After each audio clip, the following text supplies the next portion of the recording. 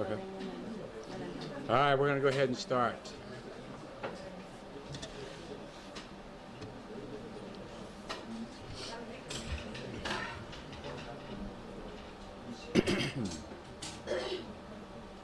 Take your time.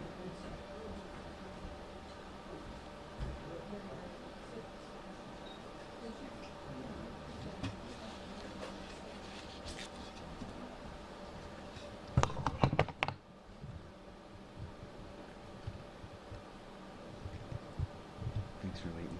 No problem.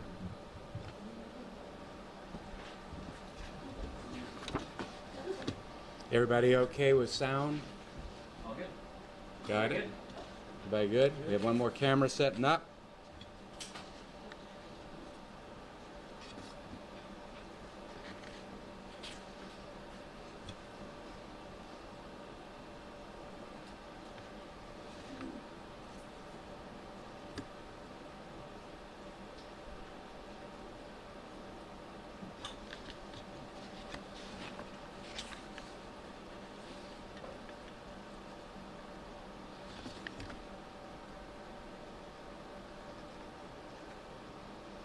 You all been in this space before? It's a pretty neat space. Pretty neat space.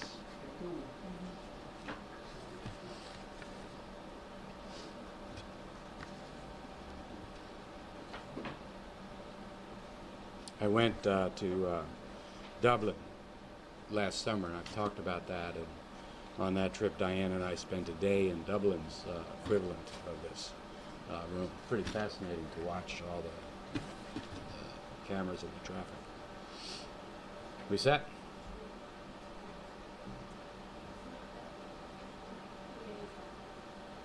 Hang on, we're close.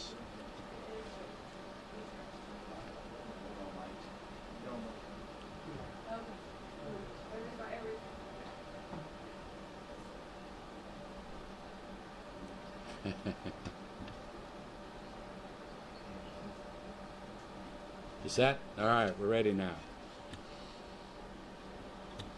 You know, when we heard that the President of the United States was coming to the first day of South by, everybody assumed the worst. We were going to have rolling blockades across Austin streets, and the city was full of 250,000 of the President's closest friends. And everybody was concerned about traffic on that day and what we called at the time car apocalypse on that Friday. In response to that, we reached out to the community and we said, you know, we control how much traffic is on our streets by the choices that we make, and it might be good for us to make some different choices on that day. We went first out to the media, out to you guys, and you guys did an incredible job of getting word out to the community. It was, work from home Friday, and for that I want to say thank you to you, and it demonstrates the power and the influence that the media has in our community. In addition to that, we had several folks that participated around the city. We had city government, Travis County government, schools participated, and we had many, if not most, businesses that participated in that day, encouraging employees to either stay at home and work, to telecommute, to come in real early that day, and then to leave early, thus staggering their work hours. Or folks getting out of their cars and taking buses, or riding bicycles to work, but finding some other way than to add their car to the streets. It worked on that Friday. It worked on that Friday. We had a 60% reduction of peak hour trips, cars, on Mopac that day. We had 50% reduction in peak hour trips on Highway 183 that day. And travel times along our busiest corridors were reduced almost by a quarter on that day. I don't know if you all were out in the traffic. A lot of people were that day, and there were people that said that they drove through downtown like it was 1983, is what it felt like to them. You know, what we learned on that day was that the choices that we make mean something. The choices that we make become real on the ground. And we also learned that if everybody does a little, then this community benefits a lot. You know, some people worked from home that day. Coffee shops were crowded as people did their work at the local corner. And those that had to go to work enjoyed some pretty good traffic patterns on that day. In fact, people were so happy that it was apparent that my popularity was never higher.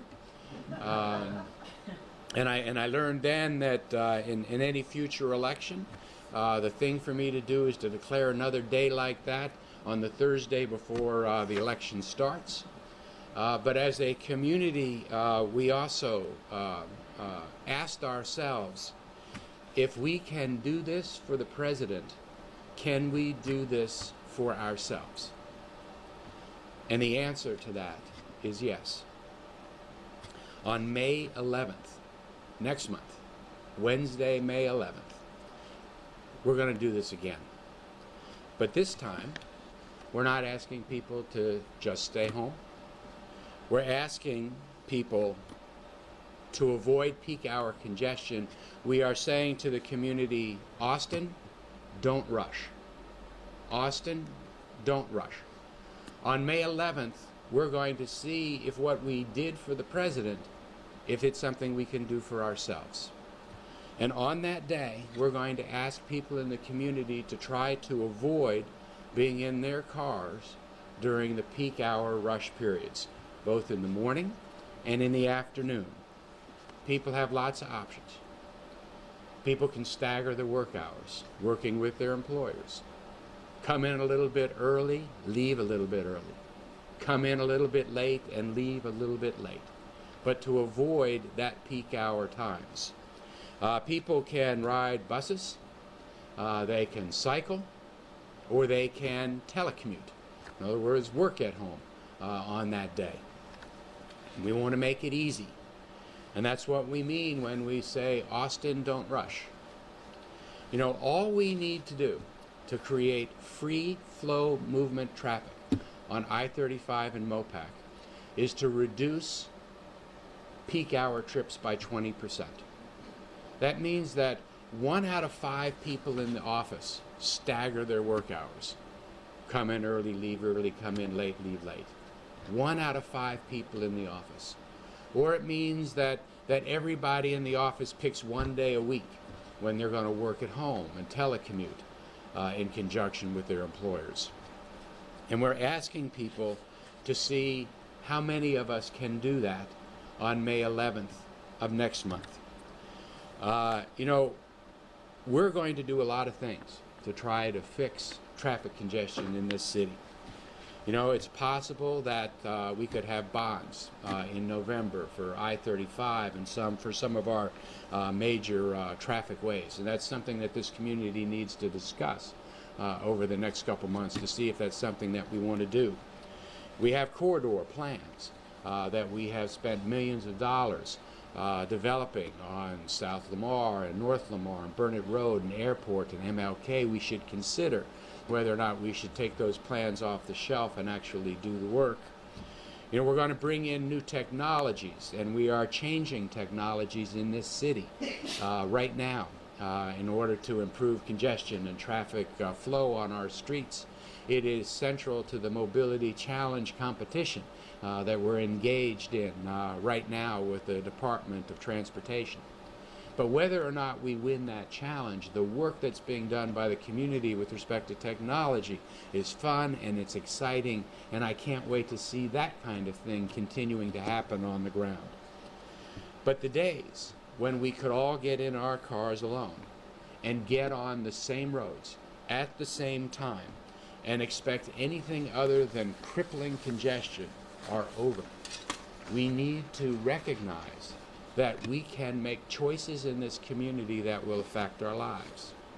And I will say this, there is nothing we could do in this community that would have as great an impact on congestion in this city and cost us nothing other than a plan where people change their personal patterns. Now, I recognize that not all employees are going to be able to do this, and not all employers are going to be able to do this, and that's okay. But a lot of us can, and a lot of employers can. So today I am making an appeal to employees and to employers in our community to consider changing their personal patterns on May 11th so that we can do something about congestion. This is a day when I think our community needs to learn. You know, I've said over the last year, we're just going to try stuff, and we're going to see how it works, and we're going to learn from it. That is exactly the same way that this community of new startups in our city are now creating new businesses and new ventures. It is an iterative problem-solving method, and we're going to try that in this city. So on this day, on May 11th, we're asking the community to make a different choice about how they get to and from work during the peak hour times. And this time, we're going to have a little bit more support in a little bit different ways than we had in the past.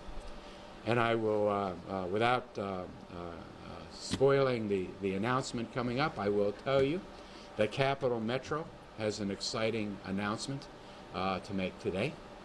We have lots of partners in the private industry who are eager to help by supporting flex scheduling and promoting alternate commute strategies for May 11th. I do want to say special thanks to Duff Stewart and GSD&M, who designed and conceived of the Austin Don't Rush campaign. They want better traffic as much as any of us, and their efforts to help us for free is something that is a gift to the community. And on behalf of the community, I want to say to those folks, thank you, and I am excited by this work. You know, traffic is not other people.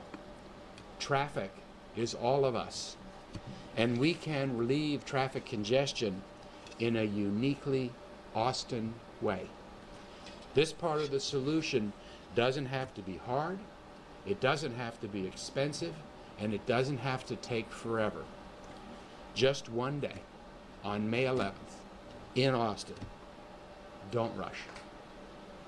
I'm now going to turn the podium over to Jim Dale, runs the operation here, to walk us through this place and what we're looking at. Thank you, Mayor. Thank you. So many of you have been here before, but just to give you a quick overview, this is the City of Austin's Transportation Management Center. This is where we help keep Austin moving most of the times of the day. And so we have about you see behind me, about camera monitors. We have about 200 cameras, 250 cameras throughout the city. But this is where the technology that the mayor mentioned gets implemented. It gets implemented here as well as in the field. And we're using that technology to help keep Austin moving. And that's if you're in a car, if you're in a bus, if you're on a bike, if you're a pedestrian. We're looking at all those different modes and helping keep Austin moving. So here's where we also manage traffic in real time. We can make adjustments to the signal timing in real time. If we work very closely with our partners, for example, TxDOT. If there's an incident that occurs on the freeway, where does traffic go? It moves over to another roadway. So we can adjust the signal timing along that roadway to help move that traffic through, to reduce the impact of that incident that's happened on the freeway. We also work closely with law enforcement and emergency responders to help quickly get them to those incidents, give them information about the incidents, and help remove those incidents from the roadway to restore traffic to normal traffic flow from here. Quickly at some other examples in terms of working with our partners from this Transportation Management Center. You can see over my left shoulder here, we implemented, working with Capital Metro for a number of weeks, but we implemented a queue jump for transit to help move them through the signal more quickly. And you can see every now and then a bus will pull up here and jump around the traffic. But we're looking at what those pain points are, not only for Capital Metro and transit, but also just every day, those pain points, those congestion points in the network, and what we can do to relieve them from here. So I just wanted to close by saying we're very glad to see the mayor here. He's come here a number of times before. And just to reiterate what he's saying is Austin, don't rush. And look forward to May 11th to folks finding a different way to travel, stay home, but not in a single occupant vehicle. Thank you. Thanks,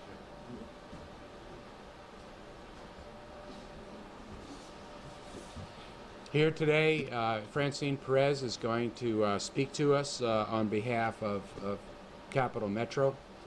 It appears as if Councilmember Kitchen, who wanted to be here, can't be here at the moment. But we're going to move forward with the program. Francie.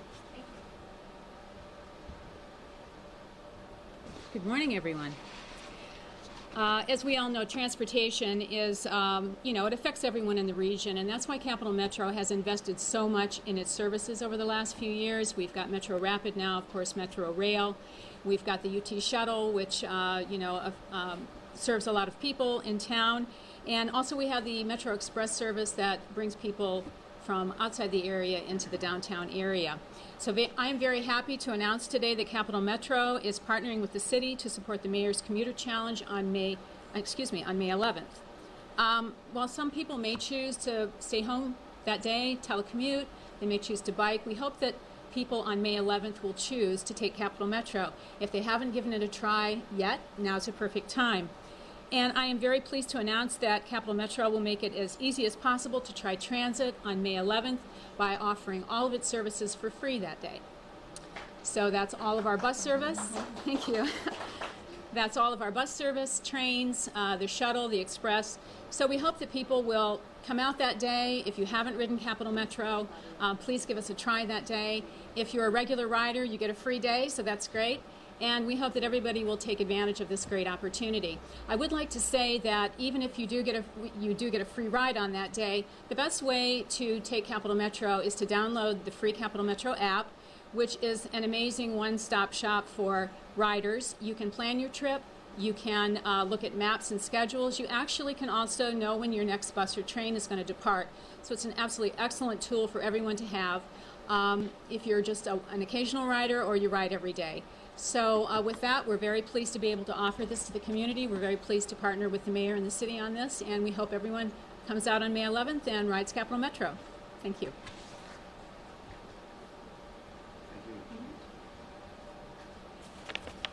I mean, free rides. It doesn't get any better than that. Our next speaker is going to be Bridget Stallman. Hi, I'm Bridget Stallman. I'm the Director of Lateral Recruiting for Jackson Walker, and I've been working a flex schedule since I started there last September. Can you spell your name for us? I'll spell it. It's Bridget, B-R-I-D-G-E-T-T-E. Last name is Stallman, S-T-A-H-L-M-A-N. And again, you're with? Jackson Walker. Okay, thank you. You're welcome. So I've been working a flexible schedule and telecommuting as a component of that since September when I started there. I'm able to work from home and do video conferences. I'm a statewide director, so I have teleconferences with people in Dallas, Houston, all over the state from my home office, which looks a lot different than my regular office, and people do notice. But nobody seems to care. They just like the fact that I'm able to work when they need me.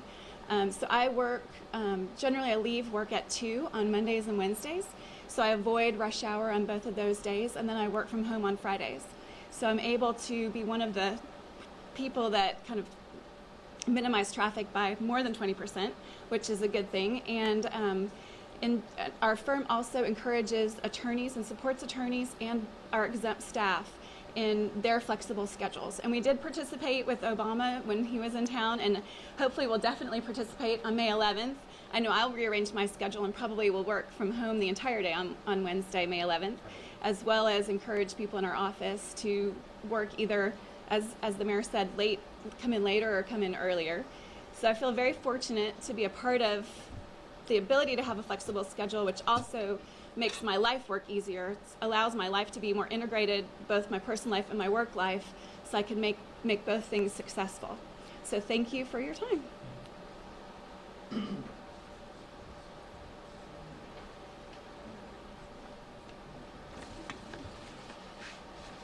You know, in order for something like this to work, we need the whole of the community to participate.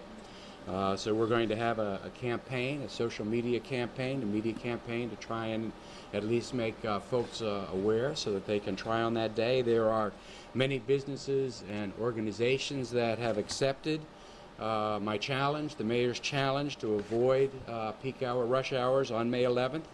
This would include the Greater Chamber of Commerce in the city, as well as all of the other chambers of commerce in the city. Partners include the Downtown Austin Alliance, the Alliance Work Partners, the Austin Technology Incubator, Austin Community College, Clean Techs, Austin City Up, Austin Eco Network, the Texas Campaign for the Environment, and many more. It is my understanding that all of the companies and partners that are joining with us on the Mobility Challenge application that is going to the Department of Transportation are also participating in this. We have a lot of partners in the community that are going to be pushing in order to make this a fair test. That includes Movability Austin, that has worked on this effort for some time, as well as Cap Metro, as you've seen, Metropia, Movell, Dadnab, B-Cycle, Zipcar, Car2Go, and also Metopia and Zipcar are also going to be offering special promotions. You know, there are two challenges in this community that rank on the top of the list for most people. One of them is mobility, especially during peak hours, and then affordability. Those two things in our community are linked, and we're not going to be able to do anything about affordability until we do something about mobility in this city. On May 11th, we're going to test and see what we can do as a community about peak hour traffic for ourselves, not for an event, not for the president. We're going to see what we can do for ourselves, and we're going to learn. May 11th is a day for us to learn what works, what doesn't work, what's good and what's bad. On May 11th, we're going to see how much control we have with congestion in our city. So thanks for being here. Does anybody have any questions for us? Any reason for May 11th? After March 11th? Well, you know, I think the reason that May 11th was chosen was because it was not too far away, while everybody still remembered what it was that we did on the day that the president was here. I wanted to have a day that was close enough so that that was still on top of mind. We did that one on a Friday. We wanted to pick a different day of the week so that we would be able to learn from what's it like doing on a Wednesday versus going on a Friday. My understanding is Wednesday is the most trafficked day of the week, so we might as well learn and gain some experience on that day. Again, we're going to try things in this city, and we're going to learn from them, and this is a good day. If it's successful, could we do it on maybe like a weekly thing, weekly on Wednesdays? You know, I think that, you know, if it's going to be a successful event because we're going to learn. Whatever happens, we're going to learn on that day.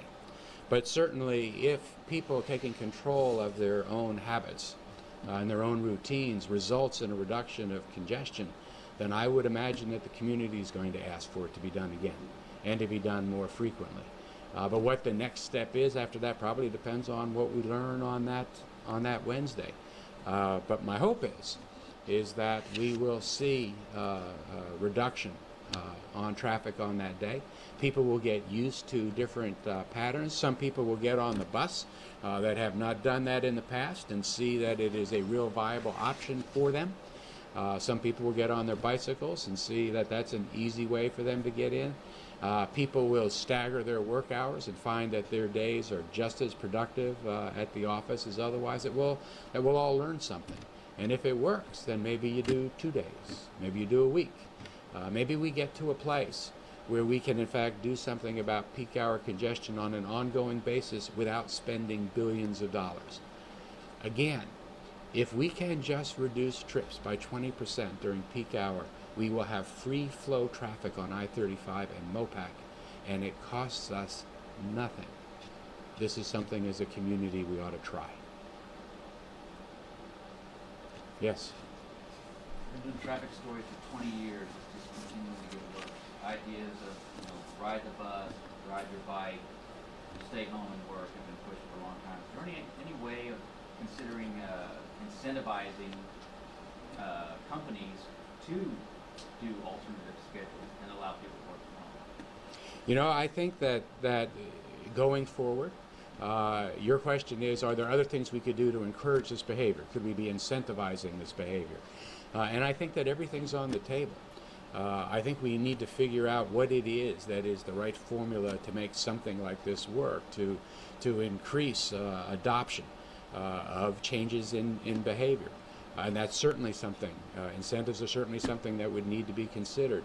We're going to learn from this. But this is the cheapest and most effective thing, really, that we could do, that combination of those two things. And we need to figure out how to make it work well. Any other questions? For Cat Metro, will there be increased buses to anticipate maybe more people will take the bus even around something like that? We're not planning to increase any type of service on that day. Like the mayor mentioned, if people want to try off hours to come in, our buses will be available and ready. The train will be ready. This is just a really wonderful opportunity. We hear from people all the time that said, I went to ACL, I had never taken Metro Rapid. Wow, it dropped me off right there. It was wonderful. Or I went to South by Southwest and I took the train. I never realized how comfortable and convenient it is. So I think this is a perfect opportunity for people to say, I've been wanting to do that, but here's a perfect time because I'm going to get a free ride today. And they can ride all day. If they want to try the train, they want to try the shuttle, if they want to try Metro Rapid, they can get on all of our services and give them a really fantastic try and see if it's something that might work for them. Maybe it doesn't work every day, but maybe it works part of the time. Maybe they would like to take it on the weekends, or just to commute in every now and then. So we're happy to be able to do this, and I think people will be really surprised at how comfortable and convenient transit is. And I think they can make it a part of their life, and I think that would really help the traffic congestion.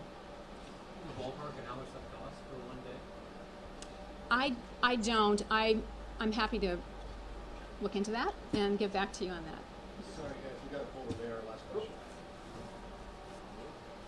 Anything else? Offer up other people afterwards. I'm sorry? I just want to offer up that we have some other people that you can interview afterwards. We have people from Metropia, which is an app that helps people plan their trip, and it'll tell them when to travel that will avoid the traffic the best, and give them points that they can earn at local businesses. So Mia's Mood is here. We have Glenn Gadbois from Movability Austin. They have been doing the legwork on the Mobility Challenge over the last few years and helping businesses figure out how to get their whole employee workforce taking advantage of alternative commute and time shifting. And then we have Lisa Henkin Ramirez from NetSpend. This is a company that's been in the news before for their innovative use of alternative commute strategies. And everyone who spoke before, Jim Dale, the Assistant Director of Transportation and Manager of this space, everyone's available for you if you want to stay around. Thank you. Brandy Clark Burton, in case you all don't know who she is on my staff, one of the senior policy advisors and taking point in our office on this. All right, I would really appreciate everything you guys can do to push out this message so we have participation on the 11th. Thanks a lot.